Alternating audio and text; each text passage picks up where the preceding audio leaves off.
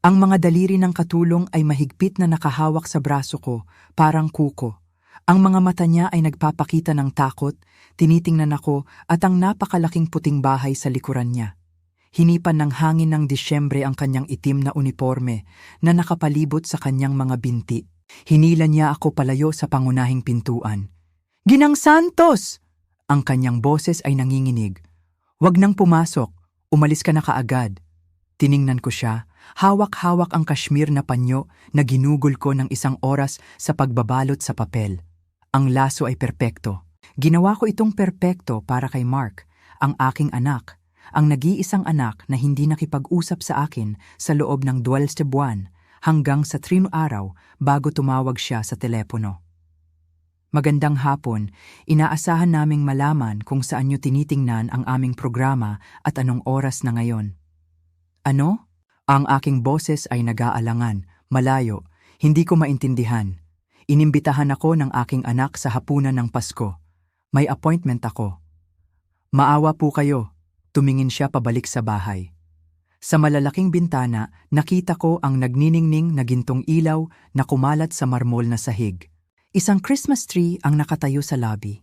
Hindi bababa sa 15 na piye ang taas, puno ng puting ilaw at pilak na dekorasyon. Maaaring mawalan ako ng trabaho dahil dito, ngunit hindi ko kayo maaaring hayaang pumasok diyan. Sumakay na kayo sa inyong sasakyan. Umalis na kayo. Huwag nang bumalik. Parang gusto kong sumuko ang aking mga tuhod.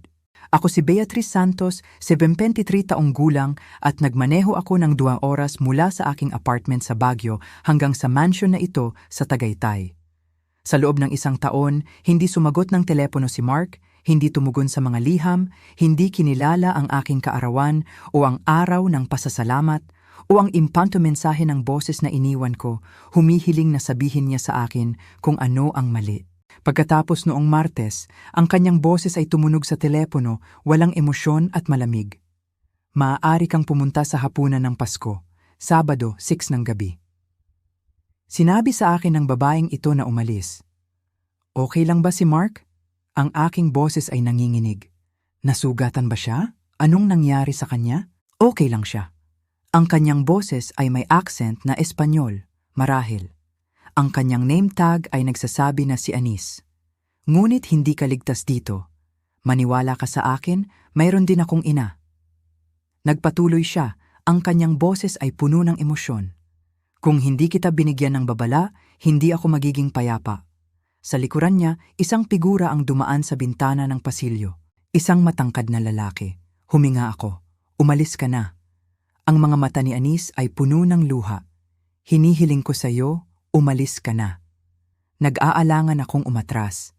Ang aking mga takong ay nahuli sa gilid ng daanan, muntik ng matumba, kinailangan kong hawakan ang hood ng aking 10 taong gulang na Toyota Camry.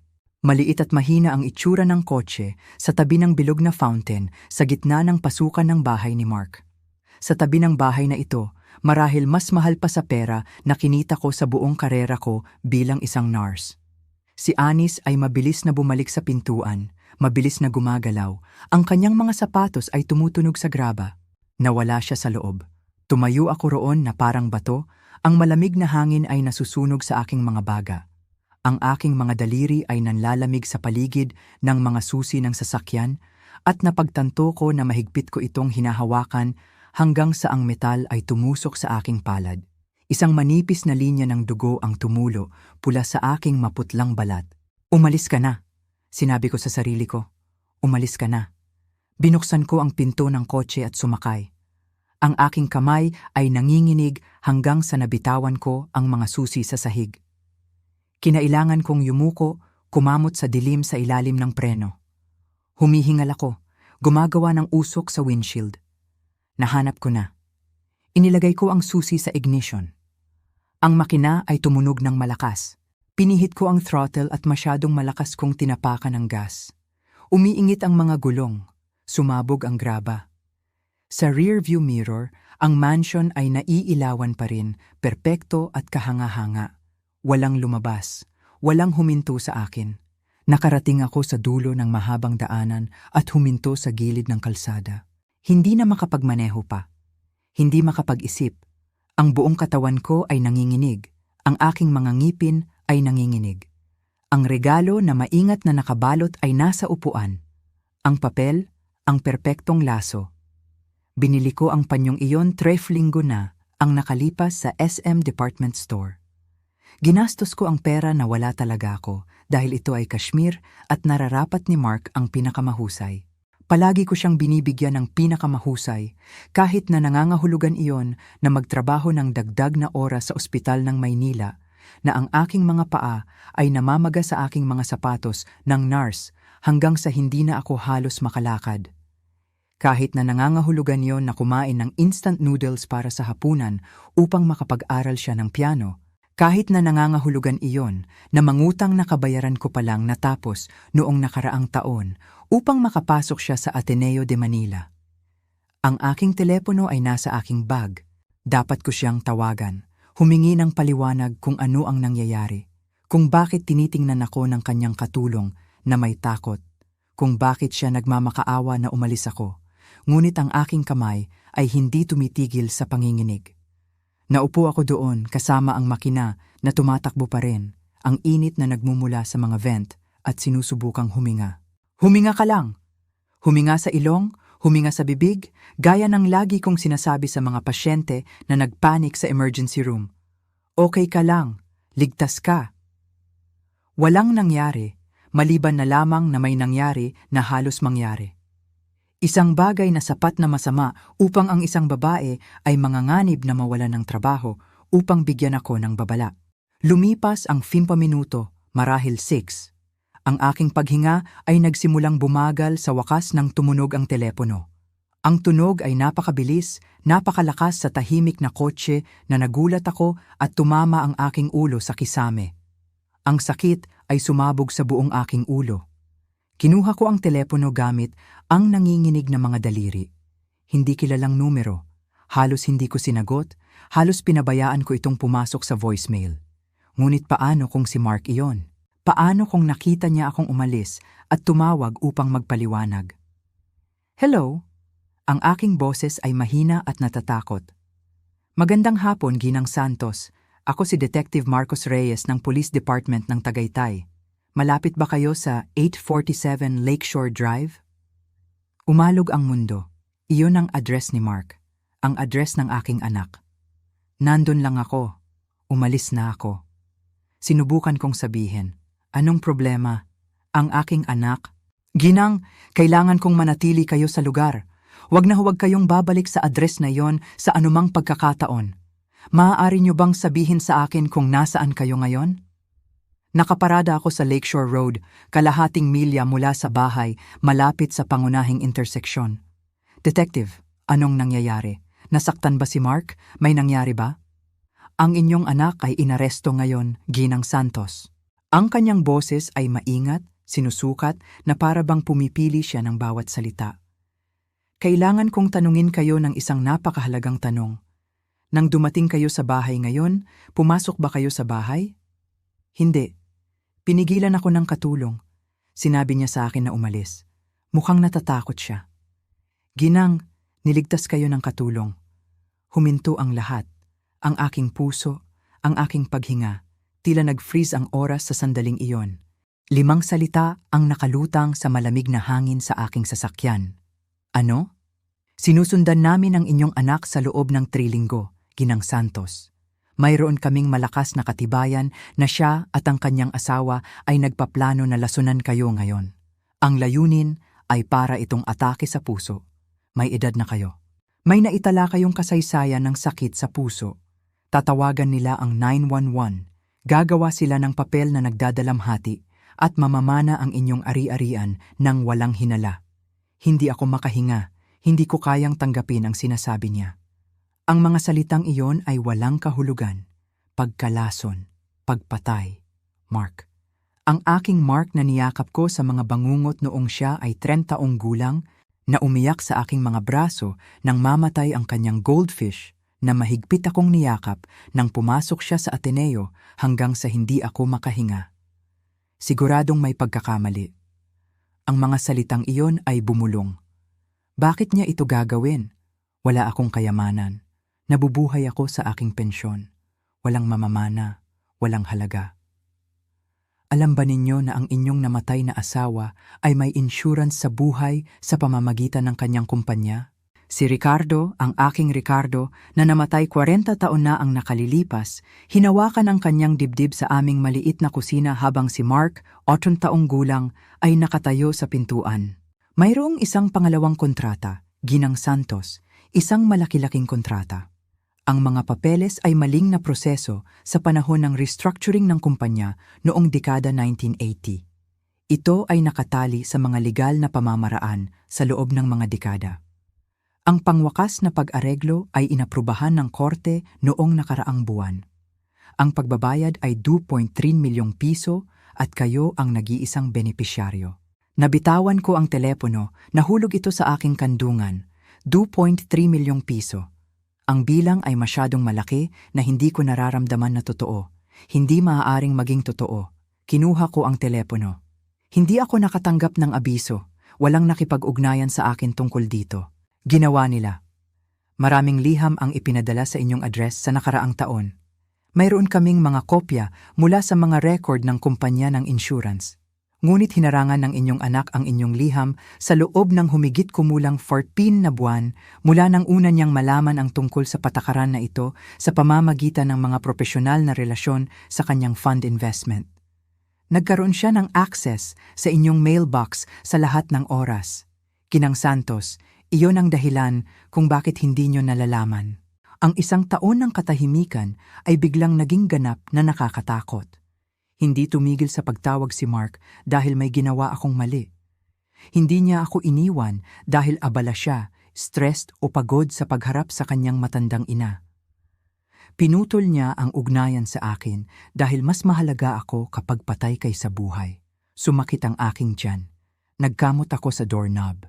Binuksan ko ito sa tamang oras. Isinuka ko sa damuhan na natatakpan ng hamog. Ang buong katawan ko ay yumuyuko. Walang lumabas maliban sa apdeo at kape. Hindi ako kumain mula kahapon. Masyadong nababalisa tungkol sa pakikipagkita kay Mark upang mapanatili ang anuman. Ginang Santos. Ang boses ng detektib ay mahina, malayo. Nandun ka pa ba? Pinunasan ko ang aking bibig gamit ang aking likod ng kamay at isinara ang pinto. Nandito ako. Alam kong mahirap ito. Kailangan mong maintindihan ang isang bagay. Hindi ito isang desisyon na nagawa bigla. Mayroon kaming katibayan ng detalyadong pagpaplano. Ang mga paghahanap sa internet para sa mga lason na hindi matukoy. Mga pagbili sa pamamagitan ng mga naka-encrypt na channel. Mga mensahe sa pagitan ng inyong anak at ng kanyang asawa na tinatalakay ang mga partikular na pamamaraan. Pinag-aralan nila ang inyong medikal na kasaysayan, Ginang Santos. Alam nila na umiinom kayo ng gamot para sa inyong kondisyon sa puso. Balak nilang bigyan kayo ng labis na dosis ng digitalis na makikipag-ugnay sa inyong regular na gamot. Mukhang natural. Tumingin ako sa dashboard, sa ilaw ng check ng makina na nakabukas sa loob ng 6 na buwan dahil hindi ko kayang ayusin ito. Sa mga bitak sa windshield mula sa isang bato na tumama sa akin sa highway noong nakaraang tag-init, sa aking maliit at mahinang buhay at malinaw na nagkakahalaga ng 2.3 milyong piso upang patayin ang isang katulong. Narinig ko ang sarili ko na sinasabi, may problema ba siya? Si Anis Rodriguez ay protektado at tatanggap ng programa ng proteksyon sa mga saksi. Nagpatuloy ang detektib. Lumapit siya sa amin 2 linggo na ang nakalilipas nang marinig niya ang pag-uusap nila tungkol sa plano. Nagsuot siya ng wire mula noon na nagtatala ng mga pag-uusap. Kung hindi dahil sa kanyang katapangan, wala kaming sapat na ebidensya upang arestuhin. Literal niyang iniligtas ang inyong buhay, Ginang Santos. Inisip ko ang kanyang mukha, ang mga luha sa kanyang mga mata. May ina din ako, isang babae na marahil ay lumipat dito upang magkaroon ng mas mahusay na buhay. Isang katulong para sa mga mayaman sa minimum na sahod. Ang isa ay nanganganib ng lahat upang iligtas ang isang estranghero habang ang aking anak ay nagplano na patayin ako para sa pera. Ginang Santos, magpapadala ako ng isang patrol unit upang ihatid kayo sa istasyon. Kailangan namin ang inyong pahayag. Ipagre-rekomenda ko rin sa inyo na makipag-usap sa isang abogado kaagad, kapwa tungkol sa pag-uusig at tungkol sa pagprotekta sa inyong mga ari-arian. Naiintindihan mo ba? Opo, kahit na wala akong maintindihan. Paano mo maiintindihan na sinubukan kang patayin ng iyong anak? Sa pamamagitan ng mga walang dahon na sanga ng mga puno ng taglamig, nakikita ko lang ang bubong ng mansion ni Mark. Ang pula at asul ay kumikislap na nagpapakita sa puting mga haligi. Ang mga pulis ay nakaparada sa bilog na pasukan kung saan ako nagpark ng aking sasakyan ilang minuto lamang ang nakalipas, kung saan ako halos namatay. Pinalaki ko si Mark mag-isa nang mamatay si Ricardo. Nagtrabaho hanggang sa ang aking mga kamay ay manhid at ang aking mga paa ay dumudugo. Isinakripisyo ang lahat, bawat pangarap, bawat kagustuhan, bawat sandali ng pahinga, kagalakan o kapayapaan para sa kanya, palagi para sa kanya. Naniniwala ako na ang pag-ibig, ang tunay, walang kondisyon na pag-ibig ng ina, ay ang pinakamalakas na puwersa sa mundo. Nagkamali ako. Ang aking telepono ay nag-vibrate na may mensahe mula sa isang kakaibang numero. Binuksan ko ito gamit ang nanginginig na mga daliri. Ito si Anis, humihingi ako ng tawad. Hindi ko hinayaan na saktan kanya. Lumaki din ako na nag-iisa ang aking ina. Itinuro niya sa akin ang tama at mali. Sana mabulok sa kulungan ng iyong anak. Iniligtas ko ang numerong iyon. Pagkatapos ay binasa ko muli ang mensahe ng paulit-ulit hanggang sa lumabo ang mga titik. Ang isang patrol car ng pulisya ay huminto sa likod ko. Ang mga ilaw nito ay kumikislap.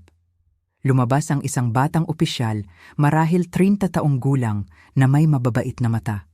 Kumatok siya sa aking bintana at ibinaba ko ito. Ginang Santos, ako si Officer Phillips. Hiniling ako ni Detective Reyes na ihatid kayo sa istasyon. Kaya niyo bang magmaneho o gusto mo bang sumama sa akin? Kaya kong magmaneho. Ang aking boses ay kakaiba ang tunog. Walang laman. Kung gayon, sundan mo ako, Ginang. At Ginang Santos. Huminto siya. Masaya akong ligtas kayo.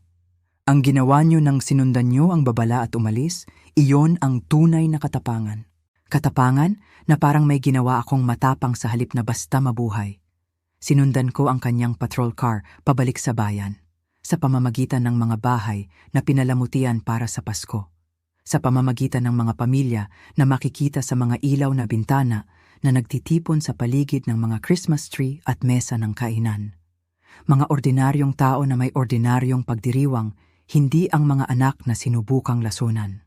Sa isang stoplight, nakita ko ang aking sariling refleksyon sa rearview mirror. May uban na buhok, nagkalat na lipstick, pulang mata mula sa pag-iyak. Mukha akong matanda na, ngunit ang aking mga mata ay iba na ngayon, mas matigas. May isang bagay na nabasag sa akin nang sinabi ni Detective Reyes ang mga salitang iyon. Nagplano na lasunan ako, ngunit may iba pang nabuo. Malamig, malinaw at matalim tulad ng isang piraso ng basag na salamin. Ginugol ko ang isang taon sa pagkamuhi sa aking sarili, nagtataka kung ano ang ginawa ko upang mawala ang pag-ibig ng aking anak na naniniwalang nabigo ko siya sa ilang paraan. Ngayon, alam ko ang katotohanan. Hindi ko nawala ang kanyang pag-ibig. Hindi niya ako kailanman talaga minahal. O kung ginawa niya, mababaw ito na kayang lunurin ng 2.3 milyong piso. Ang ilaw ay naging berde. Tinapakan ko ang gas at sinundan ang sasakyan ni Officer Phillips sa tahimik na mga lansangan patungo sa istasyon ng pulisya, kung saan ikukwento ko ang aking kwento, kung saan ipapaunawa ko sa kanila kung ano ang halos nangyari. At pagkatapos ng mga abogado, mga paglilitis at mga artikulo sa media, malalaman ko kung paano haharapin ang pera na halos pumatay sa akin. Ang pera na nais ni Mark na handa siyang gumawa ng pagpatay. Ang pera na maaaring bumili ng isang bagay na hindi ko kailanman inisip na kakailanganin ko. Hindi kaligtasan, hindi ginhawa, hindi materyalismo, kundi hustisya. 13 buwan na ang nakalipas, normal pa rin ang mga bagay o ang tinatawag na normal sa pagitan namin ni Mark. Nagmaneho ako papuntang Tagaytay noong umaga ng Pasko. Ang aking Camry ay puno ng mga regalo na maingat kong binalot gamit ang kanyang mga paboritong kulay. Asul at pilak, elegante, maganda ang dating, kahit na nanggaling ang mga ito sa mga tindahan ng discount. Ang bahay ni Mark ay pinalamutian na parang isang larawan sa isang magasin. Binuksan ni Elena, ang kanyang asawa, ang pinto sa isang cream cashmere na damit na marahil ay mas mahal pa sa aking buwanang upa. Ngumiti siya, ngunit malamig ang kanyang mga mata.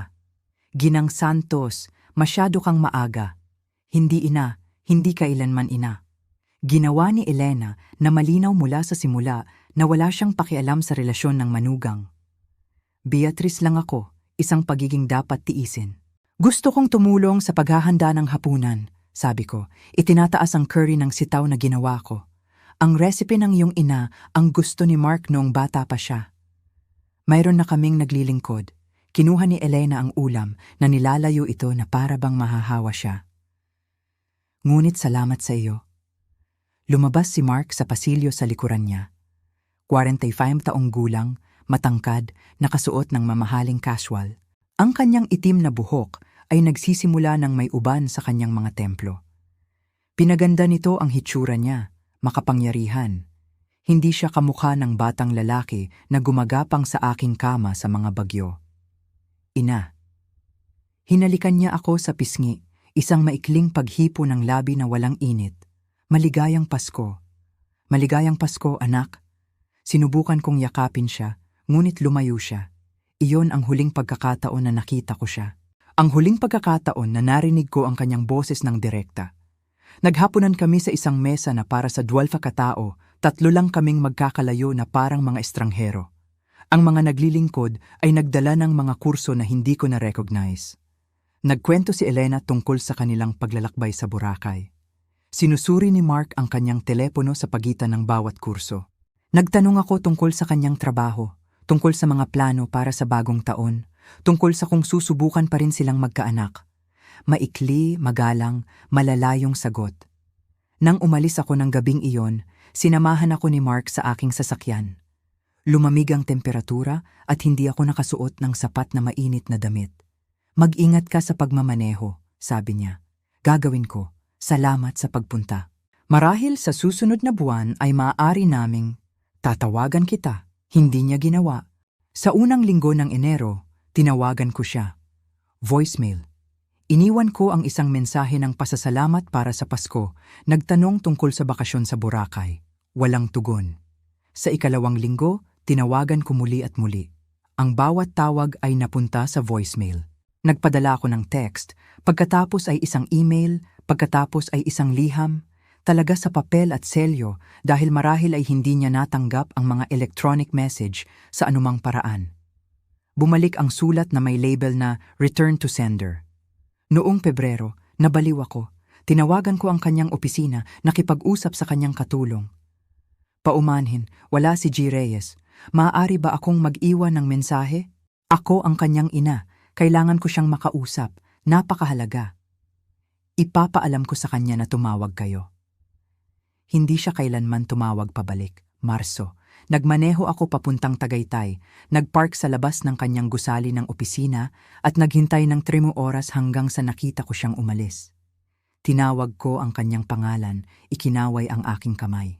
Tumingin siya sa akin ng diretso, pagkatapos ay sumakay sa isang service car at umalis. Doon ko nalaman na hindi ito aksidente. Sinasadya niya akong iniiwasan. Abril, umiyak ako. Mayo, nasa pagtanggi ako. Hunyo, naniniwala ako na ako ang may kasalanan.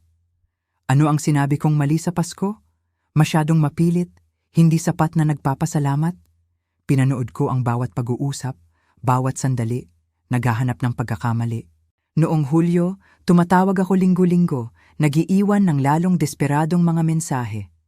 Mark, please, anuman ang nagawa mo, humihingi ako ng tawad. Sabihin mo lang sa akin kung anong mali, hayaan mo akong ayusin ito. Agosto. Miss Kita, gusto ko lang marinig ang boses mo. Please call me back. Setyembre. Nag-aalala ako para sa iyo. Kung may mali, kung may problema ka, makakatulong ako. Please, hayaan mo akong tumulong. Ang mensahe noong Setyembre na iyon ay muling ipapalabas sa korte. Ang patunay na sinubukan kong makipag-ugnayan ng maraming beses. Ang patunay na wala akong ideya sa kanyang plano. Noong Oktubre, sinimulan akong tingnan ng aking mga kaibigan sa simbahan na may awa. Hindi ka pa ba nakatanggap ng balita mula sa kanya? Tanong nila, ang kanilang boses na puno ng pakikiramay na tumutunog na parang acid. Siya ay abala, sabi ko. Ang mga fund manager ay nagtatrabaho ng matagal na oras, ngunit tumigil na ako sa pagtitiwala noon. Nobyembre, nagpadala ako ng card ng pasasalamat. Walang tugon. Sa unang bahagi ng Disyembre, nagpadala ako ng Christmas card na sinasabi sa sarili ko na ito ang huling pagkakataon. Kung hindi siya tumugon sa Christmas card, titigil na ako sa pagsubok. Tatanggapin ko na nawala ko sa kanya ang aking anak at hindi ko malalaman kung bakit. Pagkatapos noong Disyembre 15, tumunog ang aking telepono. Hindi kilalang numero, ngunit sinagot ko pa rin, umaasa. Ina. Ang kanyang boses ay walang emosyon at malamig, ngunit ito ang kanyang boses. Tinatawagan ko ang tungkol sa Pasko. Halos pumutok ang puso ko. Mark! O Diyos ko, nag-aalala ako. Tumatawag ako at naisip kong baka may mali. At dumating ako. Sa hapunan ng Pasko. Sabado, Disyembre 23, 6 ng gabi. Sabik na ako. Salamat. Miss na miss kita. Makakapag-usap ba tayo? Kailangan kong maunawaan kung ano ang nangyari. Bakit ka 6 ng gabi? Huwag kang mahuhuli. Binaba niya ang telepono. Tumingin ako sa telepono, ang aking mga kamay ay nanginginig. Hindi mainit. Hindi isang paghingi ng tawad o paliwanag, ngunit isang pakikipag-ugnayan. Pagkatapos ng 2 buwan ng katahimikan, iniimbitahan niya akong bumalik sa kanyang buhay. Umiyak ako ng 1 oras. Ang ginhawa at kagalakan at desperadong pag-asa. Dapat sana'y alam ko. Dapat sana'y nagtanong ako kung bakit ngayon. Bakit pagkatapos ng lahat ng oras na ito? Bakit biglaan nang walang paliwanag? Ngunit gusto kong maniwala, kinakailangan kong maniwala na mahal pa rin ako ng aking anak sa ilalim ng lahat ng lamig na iyon. Kaya binili ko ang kashmir na panyo, ginawang perpekto ang pagkakabalot, nagmaneho ng 2 oras sa malamig na Disyembre sa isang bahay kung saan pinlano ng aking sariling anak na patayin ako. Kung pumasok ako, patay na ako ngayon. Ang isiping iyon ay tumama sa akin habang nakaupo ako sa paradahan ng istasyon ng pulisya. Matiyagang naghihintay si Officer Phillips sa tabi ng kanyang patrol car. Mamamatay ako at magpaplano si Mark ng aking libing, pipili ng mga bulaklak, magsulat ng eulogy tungkol sa kanyang minamahal na ina na nagpalaki sa kanya ng mag-isa, na nagsakripisyo ng lahat, na namatay ng nakakalungkot dahil sa atake sa puso mismo sa kanyang hapunan ng Pasko. Marahil ay nakasulat na niya ang talumpating iyon. Lumabas ako sa kotse na halos hindi ko maiaangat ang aking mga paa at sinundan ko si Officer Phillips sa loob. Ang istasyon ng pulisya ay mainit at maliwanag, amoy ng nasunog na kape at pang-industriyang panlinis. Dinala ako ni Phillips sa isang silid ng interogasyon, maliit at walang bintana na may mesa na metal at 3 upuan. Nandun na si Detective Reyes, nakatayo nung pumasok ako. Mas matanda siya sa kanyang boses, marahil 60 na may pilak na buhok at mga matang pagod na nakakita ng napakarami. Nakipagkamay siya sa akin. Ginang Santos, salamat sa pagpunta. Alam kong napakahirap nito. Pakiusap, maupo kayo. Sabi ko sa malamig, hindi komportabling metal na upuan. Mabuti, tinutulungan ako ng hindi komportabling ito na tumutok na hindi maging lito. Umupo sa harap ko si Detective Reyes. Nakatayo si Officer Phillips sa tabi ng pinto. Kailangan kong dumaan sa kung ano ang alam namin, sabi ni Reyes. At kailangan kong babalaan kayo. Ang ilan dito ay magiging mahirap pakinggan. Kung kailangan mo ng pahinga anumang oras, ipaalam mo sa akin.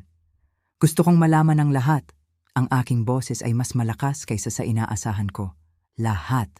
Binuksan niya ang isang folder sa mesa. Nagsimula kaming mag-imbestiga sa inyong anak 3 linggo na ang nakalilipas batay sa impormasyon na ibinigay ni Anis Rodriguez na nagtatrabaho bilang isang katulong sa kanyang bahay. Lumapit siya sa amin noong Disyembre 1 matapos marinig ang isang pag-uusap sa pagitan ni Nades at ng kanyang asawa, si Elena.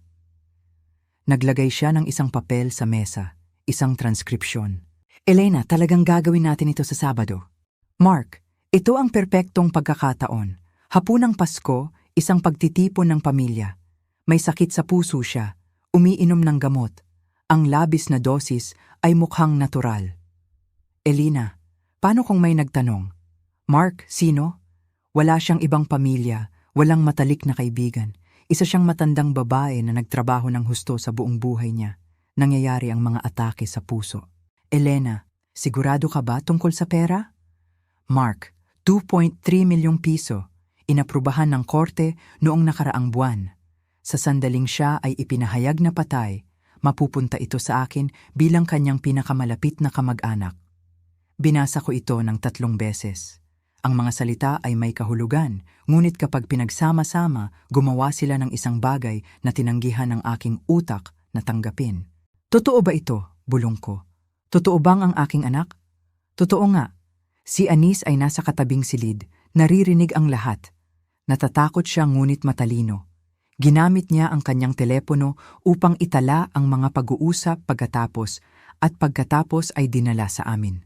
Kumuha kami ng search warrant at sinusundan namin ang bahay mula Disyembre 3. Naglabas siya ng karagdagang papeles, mga kopya ng mga text message. Mark to Elena, pumunta na sa botika. Kunin ang kailangan natin. Wala siyang mararamdaman. Elena to Mark, nag-eensayo akong umiyak. Kailangan kong mukhang nagdurusa kapag dumating ang ambulansya. Sa tingin mo kaya mong gampanan ang papel ng nalulungkot na anak? Mark to Elena, ginagawa ko na ang papel na yon sa buong buhay ko. Ang huling mensaheng iyon ay bumagsak na parang isang pisikal na suntok. Sa buong buhay ko, ang nagdadalamhating anak, ang nagpapasalamat na anak, ang mapagmahal na anak, lahat ay isang palabas lamang. Gaano nakatagal? Tinanong ko ang sarili ko. Gaano nakatagal niya itong pinaplano? Batay sa aming investigasyon, nalaman niya ang tungkol sa insurance policy noong Oktubre ng nakaraang taon sa pamamagitan ng mga relasyon sa kanyang kumpanya. May nagtrabaho sa legal department na humahawak sa pag-apruba ng korte, yung patuloy niya. Kaagad siyang nagsimulang lumayo sa inyo, nagtatag ng isang pattern ng paghihiwalay. Ginawa nito na hindi gaanong kahinahinala kapag bigla kayong nagpakita sa Pasko at namatay. Oktubre, 13 buwan na ang nakalipas, nang magsimula ang katahimikan, pinaplano na niya akong patayin ng mahigit 1 taon.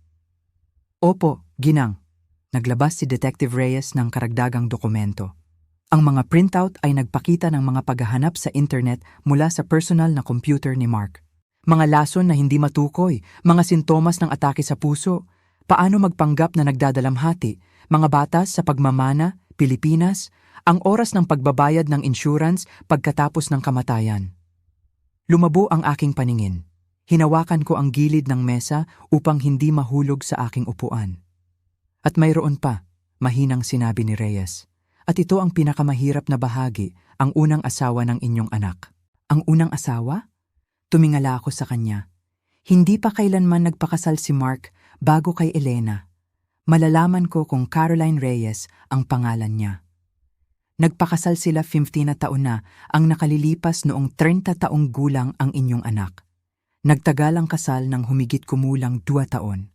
Si Caroline ay namatay dahil sa kamatayan na sinasabing hindi sinasadyang labis na dosis ng gamot sa kanyang bahay. Umiikot ang silid. Hindi ko kailanman nalaman. Hindi niya ako kailanman sinabihan. Dahil mayroong 500,000 piso na insurance sa buhay si Caroline. Ang inyong anak ang nag-iisang benepisyaryo. Ang pagbabayad ay naproseso ng walang problema dahil ang pagkamatay ay sinasabing aksidente. Ngunit ang pamilya ni Caroline ay palaging naghihinala ng foul play. Itinulak nila ang investigasyon ngunit walang sapat na ebidensya. Isinara ang kaso. Naglagay siya ng isa pang larawan sa mesa. Isang batang babae, marahil 28 taong gulang, na may itim na buhok at isang malawak na ngiti. Si Caroline Reyes, ang unang asawa na hindi ko kailanman nakilala, ang una na pinatay ni Mark para sa pera.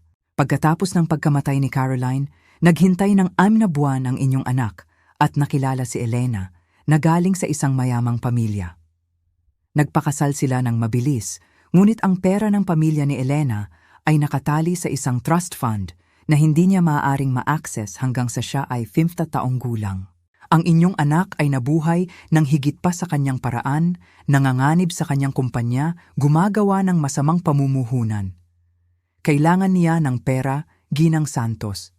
At nang malaman niya ang tungkol sa inyong ari-arian, naging solusyon ninyo siya. Hindi ako makapagsalita, hindi ko kayang tanggapin, hindi ito ang aking anak, hindi maaaring siya ang aking anak. Ang batang lalaki na umiyak nang mamatay ang kanyang hamster ay hindi maaaring pumatay sa kanyang unang asawa at pagkatapos ay magplano na patayin ang kanyang ina. Ngunit ang ebidensya ay nasa harap ko mismo.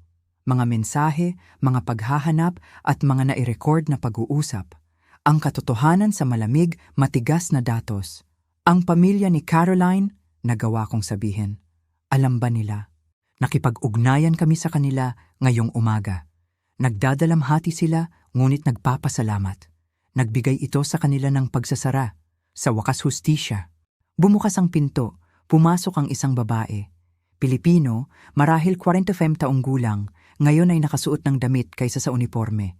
Tiningnan niya ako at tumulo ang kanyang mga mata. Si Anis, tumawid siya sa silid at umupo sa upuan sa tabi ko. Ginang Santos, lubos akong humihingi ng tawad. Humihingi ako ng tawad sa ginawa niya, sa sinubukan niyang gawin. Hinawakan ko ang kanyang kamay. Iniligtas mo ang aking buhay. Ipinahamak mo ang lahat para iligtas ako. Hindi ko hinayaan na saktan kanya. Umiiyak na siya ngayon. Ang luha ay dumadaloy sa kanyang pisngi. Nakita ko ang litrato mo sa opisina niya. Kamukha mo ang aking ina. Pinalaki din niya ako ng mag-isa. Nagtrabaho ng napakahirap. Noong narinig ko silang nagpaplano, naisip ko ang aking ina. Kung may susubok na saktan siya, hindi ako makatahimik. Naupo kami doon hawak ang aming mga kamay.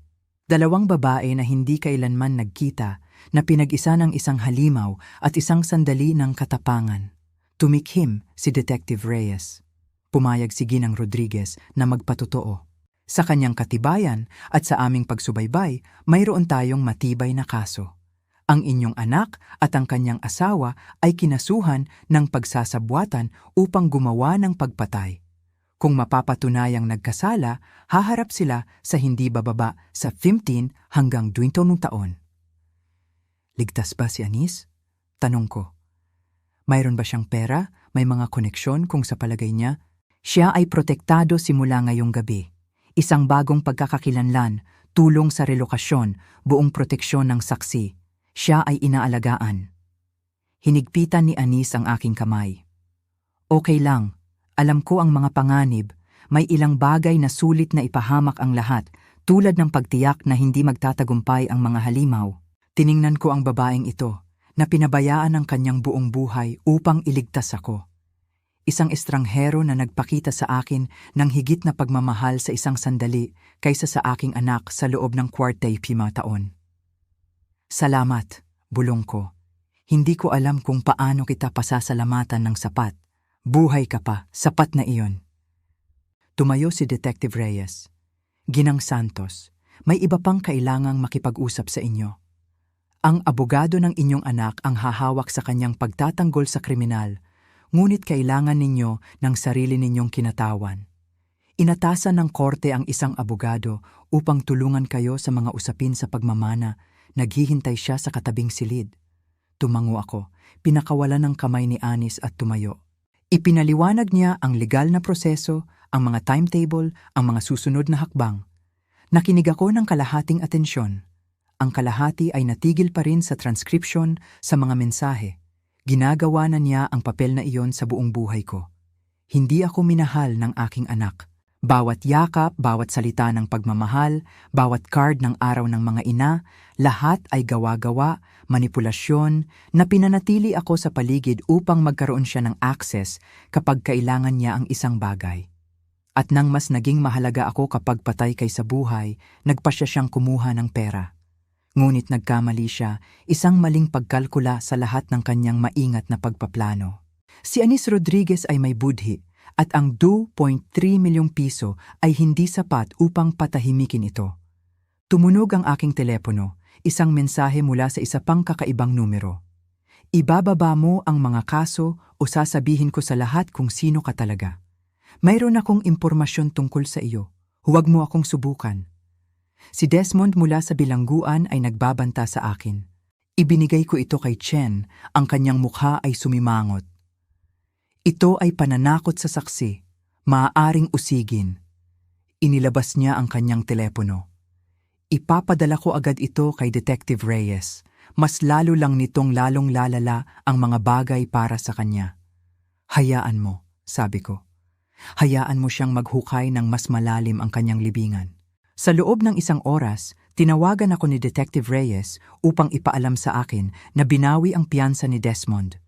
Bumalik na siya sa selda na suspinde ang kanyang pribilehiyo sa telepono. Nagpapanik siya, sabi ni Reyes. Ang mga taong nagpapanik ay nagkakamali. Ito ay nakakatulong sa aming kaso. Mabuti. Mabuti. Lahat ay mabuti para sa kaso. Mabuti para sa hustisya. Mabuti para sa lahat maliban kay Desmond. Ganyan dapat. Sinamahan ako ni Chen sa aking apartment sa Baguio, ang maliit na isang silid-tulugan, kung saan ako nanirahan sa loob ng 30 taon, kung saan pinalaki ko si Mark mag-isa, kung saan ako bumagsak sa aking kama gabi-gabi, masyadong pagod para sa anuman maliban sa pagtulog, paggising at paggawa ulit ng lahat. Inihatid niya ako sa aking pintuan. Okay ka lang ba mag-isa ngayong gabi? Maaari akong mag-ayos ng makakasama mo. Okay lang ako. Matagal na akong mag-isa. Sanay na ako. Umalis siya. Pumasok ako at isinara ang pinto. Pareho ang apartment na tulad noong iniwan ko ito kaninang umaga.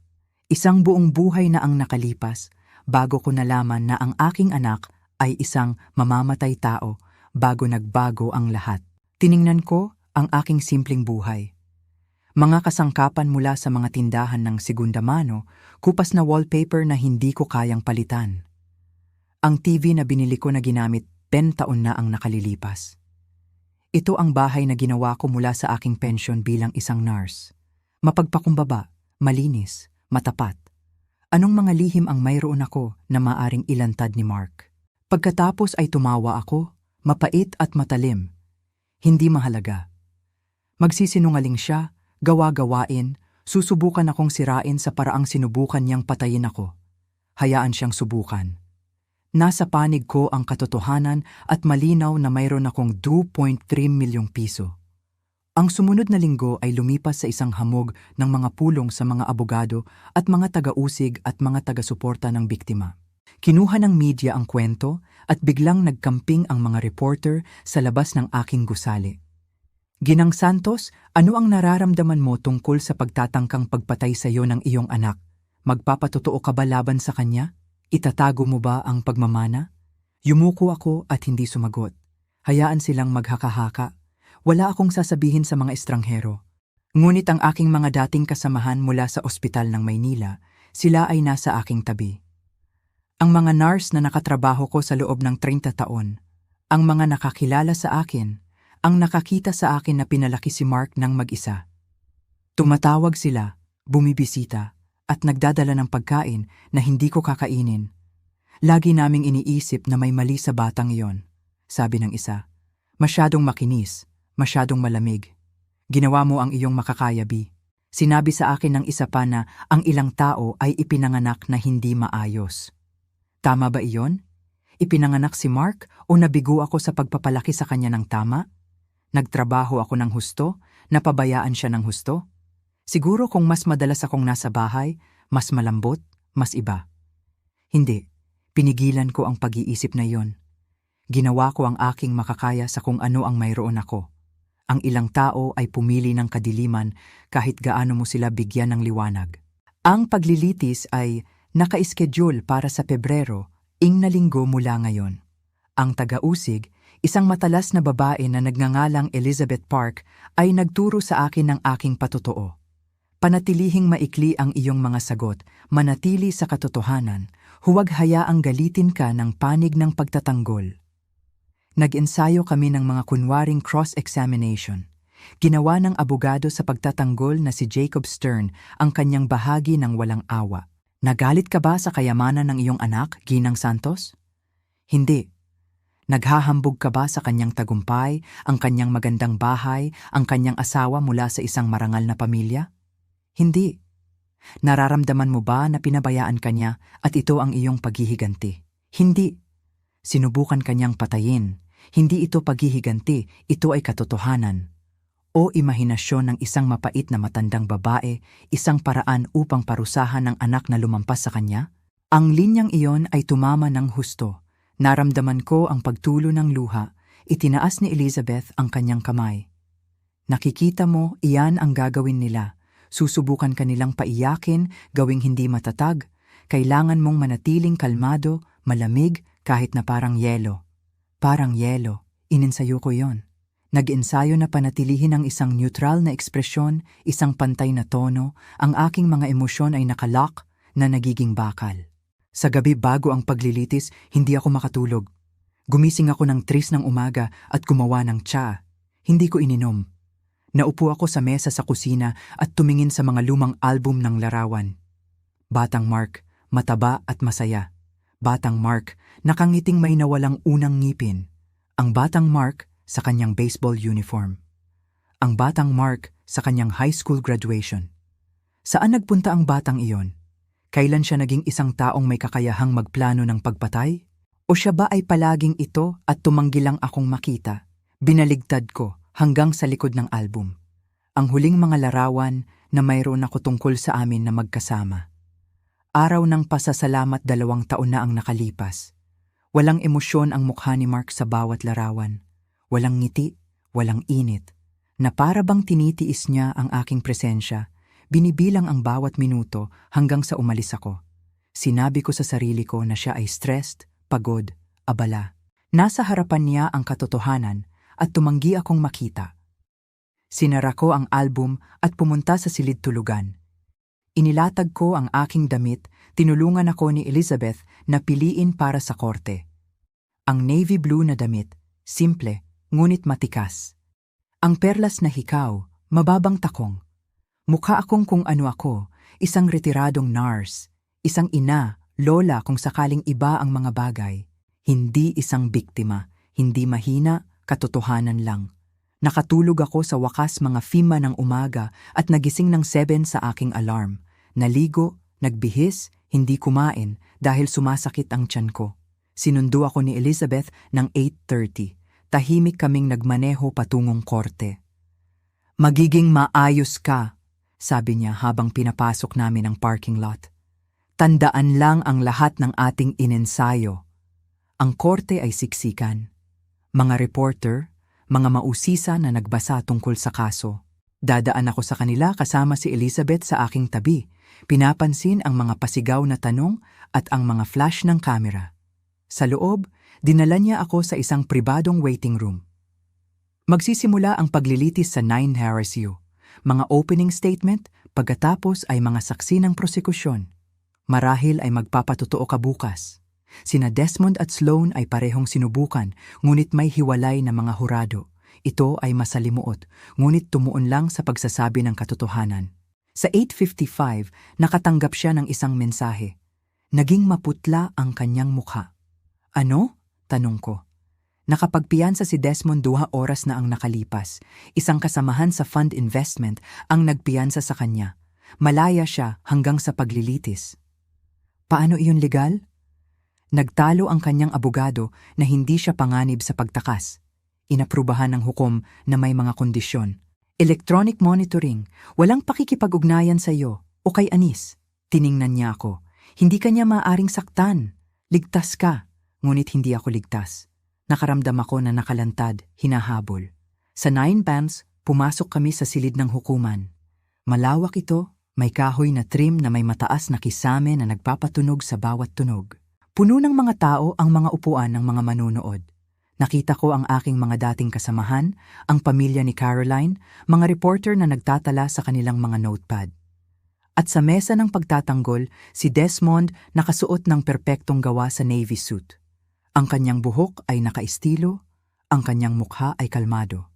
Kamukha niya ang lahat ng kanyang dating, isang matagumpay na fund manager, hindi isang halimaw, hindi isang mamamatay tao, Isang normal na tao na sumubok na patayin ang kanyang ina para sa pera.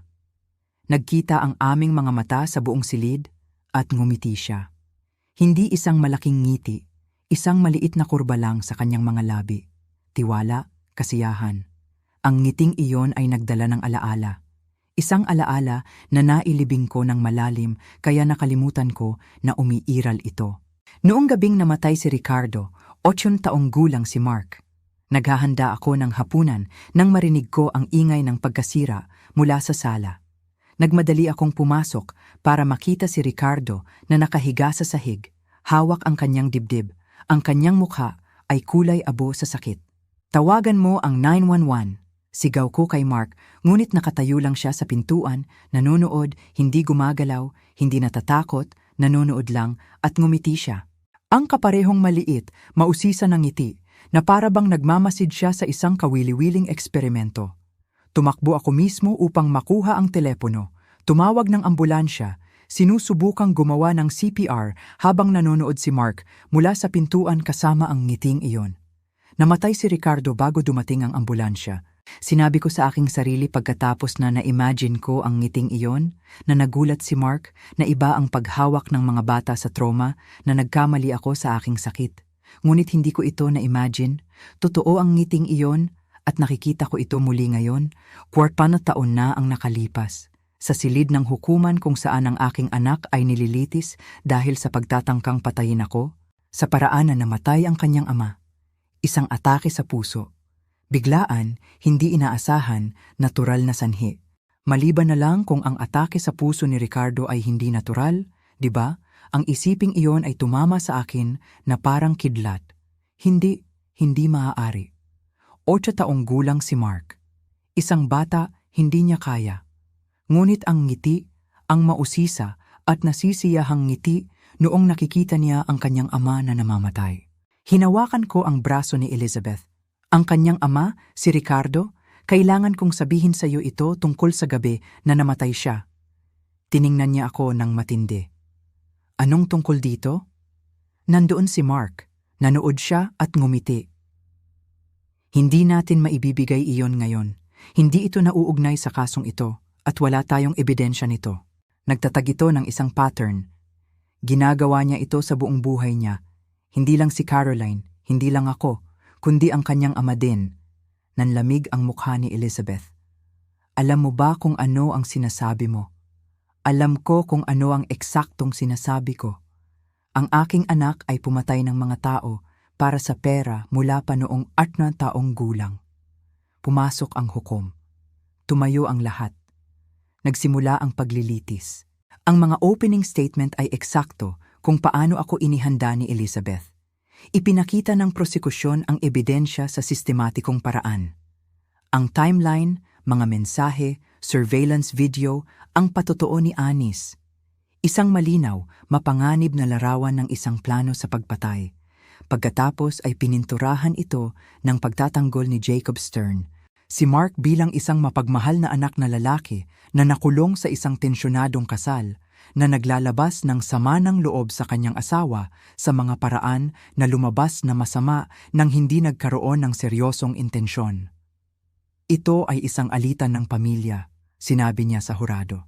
Isang ina na nakaramdam na napabayaan, isang anak na lalaki na nagtatakda ng malusog na mga hangganan. Gusto ninyong paniwalaan na ang mga limitasyong iyon ay nagbubuo ng isang plano sa pagpatay. Ngunit nasaan ang aktwal na ebidensya? Nasaan ang aktwal na krimen? Inanyayahan ng aking kliyente ang kanyang ina sa hapunan. Hindi iyon isang plano. Ito ay pagkakasundo. Gumamit ang abogado ni Elena ng parehong diskarte. Ang asawang babae ay stressed, masamang biro na naputol, walang aktwal na krimen na ginawa. Sa oras ng tanghalian, nanginginig ako sa galit. Makakalaya sila, nasa harapan mismo ang ebidensya, at sa paanong paraan ginawa ng mga abogadong ito na parang makatuwiran. Hinawakan ako ni Elizabeth sa balikat. Normal yun, ginagawa ng depensa ang kanilang trabaho. Ngunit mayroon tayo si Anis at mayroon tayo ang mga tape. Maririnig ng hurado ang mga iyon at magbabago ang mga bagay. Noong hapon, tumayo si Anis sa stand. Natatakot siya. Nakikita ko ang kanyang mga kamay na nanginginig habang nanunumpa siya. Ngunit, nang hilingin siya ni Elizabeth na sabihin sa korte kung ano ang kanyang narinig, pantay ang kanyang boses. Nililinis ko ang pasilyo sa itaas noong Disyembre 1. Nasa master bedroom ang Ginoo at Ginang Santos. Bukas ang pinto. Narinig ko silang nag-uusap tungkol kay Ginang Santos Sr. tungkol sa pag-iimbitahan sa kanya sa hapunan ng Pasko. Pagkatapos ay sinabi ni G. Reyes ang isang bagay na nagpaligtas sa akin. Sinabi niya, iyon ang perpektong pagkakataon. Ang atake sa puso ay magiging natural ang dating. Matanda na siya, umiinom ng gamot, walang maghihinala. Sumabog ang silid ng hukuman. Tinapik ng hukom ang kanyang gavel. Nanatiling tahimik ang mukha ni Mark. Nagpatuloy si Anis na inilalarawan kung ano ang kanyang narinig, kung paano siya nagsimulang mag-record ng mga pag-uusap pagkatapos, kung paano niya kalaunan ay natipo ng tapang upang lumapit sa pulisya. Ang pagtatanong ng depensa sa kanya ay walang awa. Ginang Rodriguez, naririto ka sa isang working visa, tama? Opo. At malapit nang mag-expire ang iyong visa sa loob ng X na buwan? Opo. At binigyan ka ng proteksyon ng saksi, kabilang ang tulong sa pagkuha ng pagkamamamayan kapalit ng iyong patotoo. Binigyan ako ng proteksyon, opo. Kaya mayroon kang pinansyal at legal na dahilan upang magsinungaling. Hindi ako nagsisinungaling. Ikaw ay isang undocumented na manggagawa, tumatanggap ng sahod sa cash, tama? Maaari kang deportahin anumang oras. Hindi ba ang patotoong ito ay isang paraan lamang upang iligtas ang iyong sarili? Hindi. Nanginginig ang boses ni Anis. Nandito ako dahil mali ang pagpatay. Dahil nakita ko ang litrato ni Ginang Santos at kamukha niya ang aking ina at hindi ko hinayaan na saktan siya. Umiyak na siya ngayon, ngunit ang kanyang boses ay hindi natitinag. Alam kong mawawala ko ang lahat. Ang aking trabaho, ang aking tahanan, marahil ang aking pamilya kung kailangan kong umalis sa bansa, ngunit hindi ako makatahimik. May ilang bagay na mas mahalaga kaysa sa kaligtasan. Tumahimik ang silid ng hukuman, kahit na ang abogada ng depensa ay tila hindi komportable. Susunod si Detective Reyes na umakay sa hurado sa pamamagitan ng ebidensya ng surveillance. Ang mga tape na nagpapakita kina Mark at Elena na nagtatalakay ng plano sa malamig na detalye. Naririnig ng hurado ang boses ni Mark. Kapag patay na siya, ligtas na tayo sa buong buhay natin. Walang alam ang matandang babae tungkol sa kung ano ang darating. Narinig nilang sinabi ni Elena, sa tingin mo ba kaya mong umiyak ng nakakakumbinse? Narinig nilang sinabi ni Mark, ginagawa ko na ang papel ng nagdadalamhati na anak sa buong buhay ko. Ano ang isa pang pagganap? Maraming miyembro ng hurado ang mukhang may sakit. Umiiyak ang isang babae. Tahimik na nakaupo si Mark. Walang emosyon ang kanyang mukha. Naging maputla si Elena, mahigpit na nakahawak ang kanyang mga kamay sa mesa. Hindi maikakaila ang ebidensya. Ngunit hindi palaging nangyayari ang paglilitis ayon sa inaasahan. Sa ikatlong araw, tumayo si Mark sa stand para sa kanyang sariling pagtatanggol. Iyon ay isang panganib. Sinabi sa akin ni Elizabeth, karamihan sa mga nasasakdal ay hindi nagpapatotoo dahil ang cross-examination ay walang awa. Ngunit nagpumilit si Mark.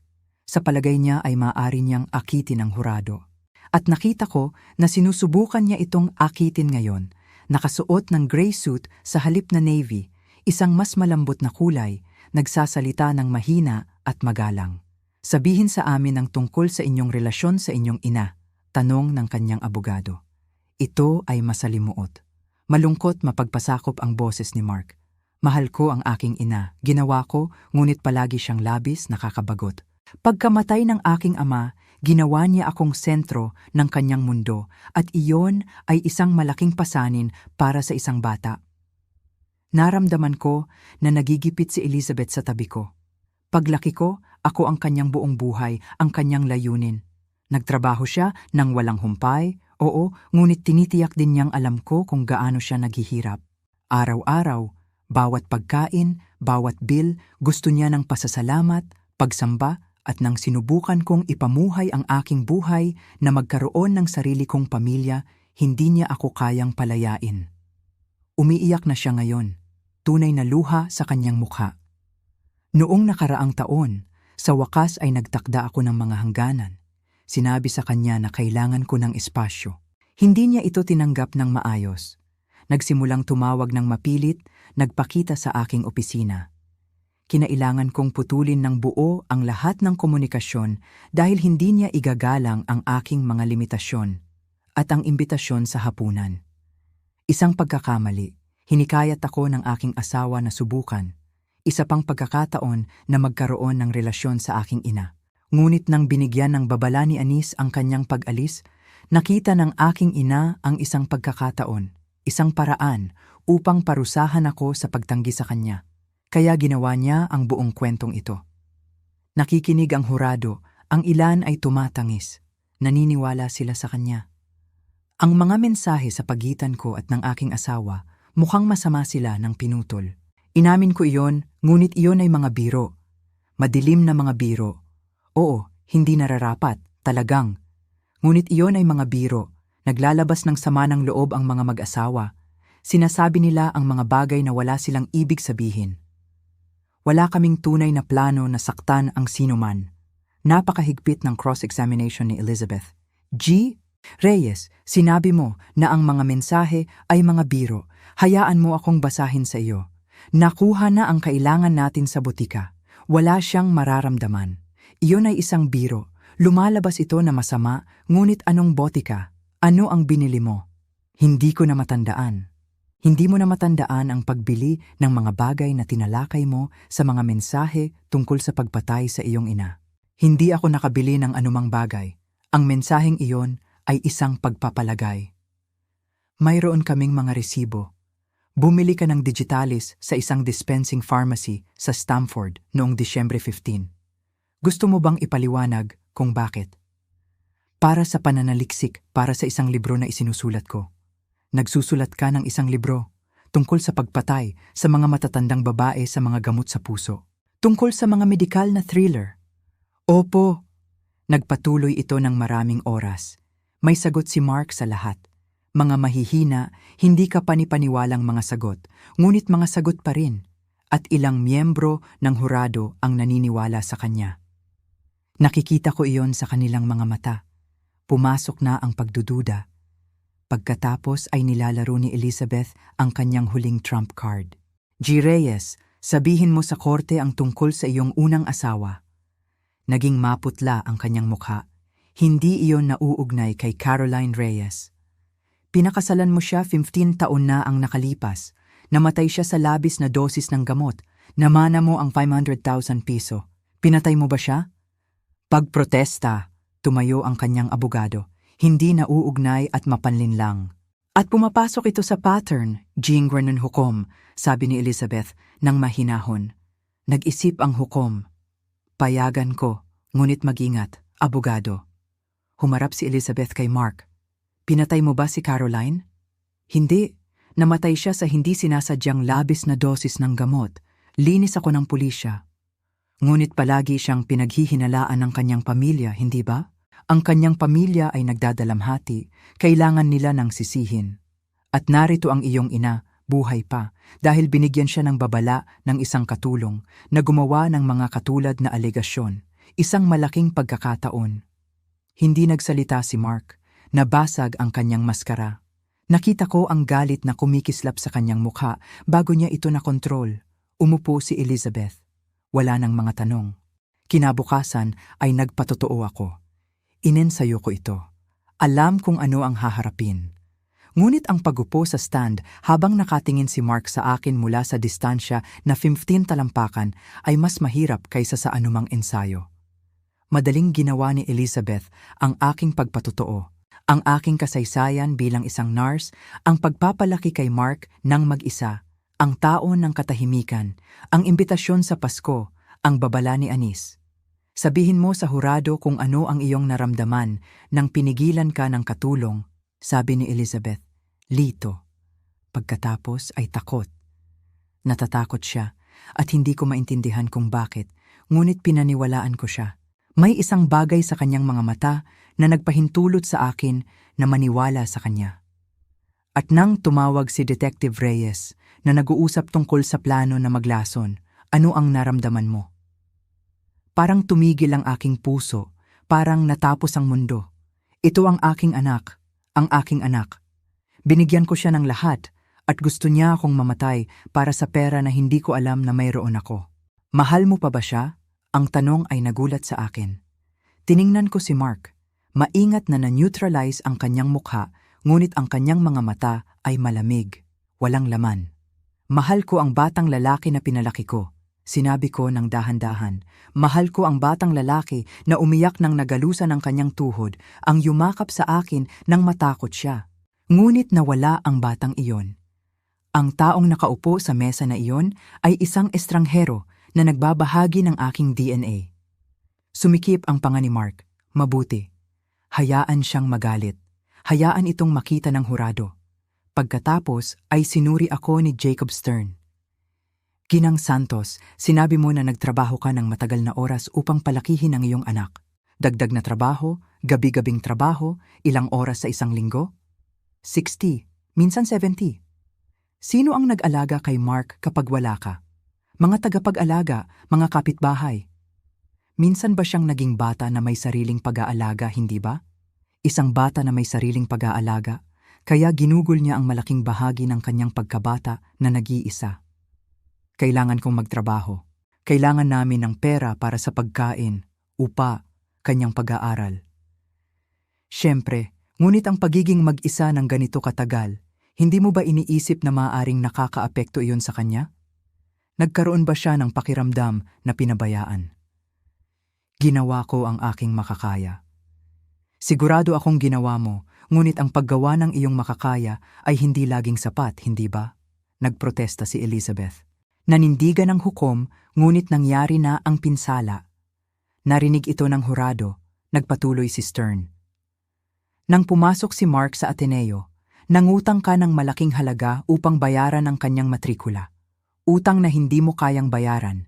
Hindi ba iyon nakagawa ng sama ng loob?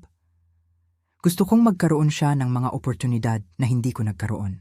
Ngunit tinitiyak mo ba na alam niya ang tungkol sa mga utang na iyon? Hindi ba? Tinitiyak mo ba na naiintindihan niya kung ano ang isinakripisyo mo? Hindi ko pa. Nagpadala ka sa kanya ng mga pahayag ng utang. Mayroon tayong mga kopya, buwanang paalala kung ano ang kanyang utang sa iyo. Naramdaman ko na namula ang aking mukha. Ipinadala ko ang mga pahayag na iyon dahil kailangan kong pirmahan niya ang isang bagay. Hindi upang madaman niyang nagkasala, ngunit hindi maganda ang hitsura nito. Nagpatuloy si Stern.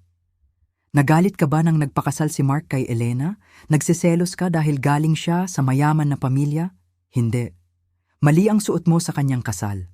Kailangan kang sabihan ni Mark na palitan ang iyong damit. Naaalala mo ba iyon? Nasuot ko ang kaya kong bilhin, napahiya siya sa akin. O sinasadya mong magsuot ng isang bagay na hindi naaangkop upang siya ay mapahiya. Hindi iyon totoo, Ginang Santos. Hindi ba ang buong alegasyon na ito ay isang paghihiganti dahil itinaboy ka ng iyong anak sa kanyang buhay? Hindi. Sinubukan niya akong patayin. Hindi ito paghihiganti, ito ay katotohanan. O isang desperadong pagsisikap ng isang matandang babae na manatiling may kaugnayan upang parusahan ang anak na lumampas sa kanya? Gusto kong sumigaw, gusto kong magalit sa kanya.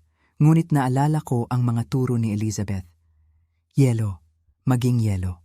Hindi ako nagsisinungaling, sabi ko ng mahinahon. Hindi nagsisinungaling si Anis Rodriguez. Hindi nagsisinungaling ang ebidensya. Pinlano ng aking anak na patayin ako para sa 2.3 milyong piso. Iyon ang katotohanan. Tumingin ako ni Stern sa akin ng matagal, pagkatapos ay umupo.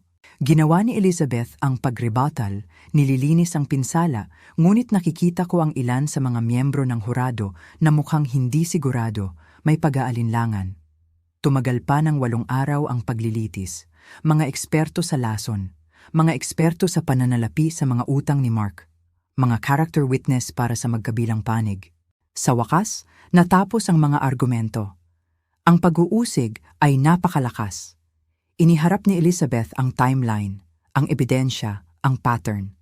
Dalawang babae, kapwa may halaga ng pera kay Mark, na kapwa malapit ng mamatay o talagang namatay. Ang pagbili ng digitalis, ang mga mensahe, ang mga pag-record, ang katapangan ni Anis. Hindi ito isang mapait na ina na gumagawa ng kwento, sinabi niya sa hurado. Ito ay isang pagsasabwatan para sa pagpatay, simple at malinaw. At kung hindi ipinahamak ni Anis Rodriguez ang lahat upang bigyan ng babala si Ginang Santos, isasagawa namin ang pag-uusig ng aktwal na pagpatay ngayon.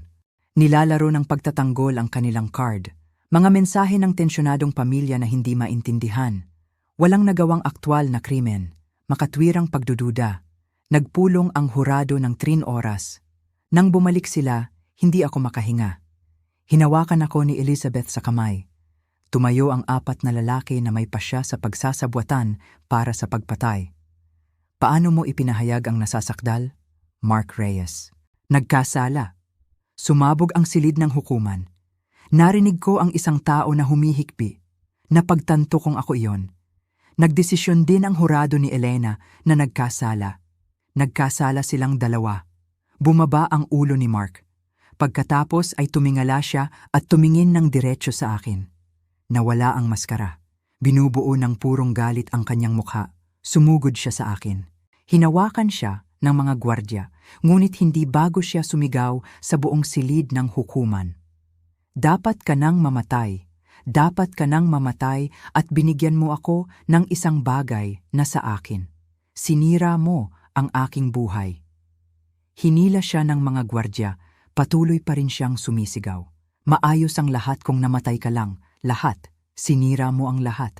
Ang katotohanan, sa wakas, wala nang pang-aakit. Wala nang manipulasyon, galit lamang na ang kanyang biktima ay nakaligtas. Ang kapatid na babae ni Caroline ay umiiyak sa mga unang upuan. Salamat, bulong niya sa akin. Salamat. Itinakda ng hukom ang araw ng paghatol sa loob ng 3 linggo. Nakakuha ng 15 na taon sina Mark at Elena na may posibilidad na makapagparol. Agad na isinampa ang mga apela, ngunit natalo silang lahat. Ang aking anak ay mapupunta sa bilangguan at ako ay magiging malaya. Pagkaraan ng 6 na buwan, nakaupo ako sa opisina ni Michael Chen, pumipirma ng mga papeles. Ang Callaway Nursing Scholarship Fund, 2.3 milyong piso na ganap na pinondohan para lamang sa mga mag-aaral batay sa kita na may kagustuhan sa mga nag-iisang ina. Pinangalanan para kay Ricardo, hindi kay Mark. Napili na ang mga unang tatanggap. Ben, estudyante ng nursing ang makakatanggap ng buong matrikula, libro at gasto sa pamumuhay. Ang mga babae na nagtatrabaho ng 3 trabaho at pinalalaki ang kanilang mga anak ng mag-isa at gayunpaman ay pinananatili ang kanilang mga marka. Ang mga babae na katulad ko. Si Anis ay isa sa kanila. Pagkatapos ng paglilitis, nakuha niya ang kanyang pagkamamamayan. Nag-apply sa nursing school, magsisimula sa Ateneo sa pagkahulog. Para sa iyo, sabi ko sa kanya nang dumating siya sa aking bagong tahanan upang ipaalam ang balita. Hindi, sabi niya nang may paninindigan. Para sa atin. Ibinenta ko ang aking apartment sa Baguio at bumili ng isang maliit na bahay sa New Haven. 2 silid tulugan, isa para sa akin at isa para sa mga bisita. Isang bakuran sa likuran na may espasyo upang huminga. Nagboluntaryo ako sa isang kanlungan para sa mga babae 2 beses sa isang linggo. Nagsasalita sa mga sentro ng komunidad tungkol sa pang-aabuso sa matatanda. Tinutulungan ng iba na makilala ang mga senyales na napakatagal kong napalampas. Hindi lahat ng bata ay ligtas, sinabi ko sa kanila. Hindi lahat ng pag-ibig ay tumutugon. Minsan, ang mga taong nilikha natin ay nagiging mga estranghero at hindi iyon ang ating pagkabigo. Ang pera na labis na nais ni Mark ngayon ay nagliligtas ng mga buhay sa halip na bumili sa kanya ng kalayaan. Nararamdaman nito na tama. Nararamdaman nito na hustisya. Hindi ang uri ng ingay na hustisya na nagmumula sa mga korte at paglilitis. Ang uri ng tahimik, masusing hustisya, ang uri na nagpapabago ng hinaharap sa halip na parusahan lamang ang nakaraan. Dumating muli ang gabi ng Pasko, eksaktong 1 taon pagkatapos magbago ang lahat. Inimbitahan ko ang mga tao sa aking bagong bahay para sa hapunan. Hindi pamilya sa pamamagitan ng dugo, ngunit pamilya sa pamamagitan ng pagpili. Si Anis at ang kanyang ina na sa wakas ay bumisita mula sa Mexico. 3 scholarship na estudyante, Detective Reyes at Officer Phillips. Michael Chen, Elizabeth Park, na nagpakita ng kailangan ko sila, ang mga nagpiling mag-alala. Nagtipon kami sa aking mesa ng kainan na mas maliit kaysa sa mesa ni Mark at kumain ng pagkain na niluto ko mismo. Simpleng pagkain, masarap na pagkain, ang uri ng pagkain na tumutunog sa bahay. May nagtanong ng tanong na hinihintay ko. Naisip mo ba kailanman ito? Tungkol kay Mark? Ibinaba ko ang aking tinidor at nag-isip. Iniisip ko araw-araw ang araw na inakala kong ako.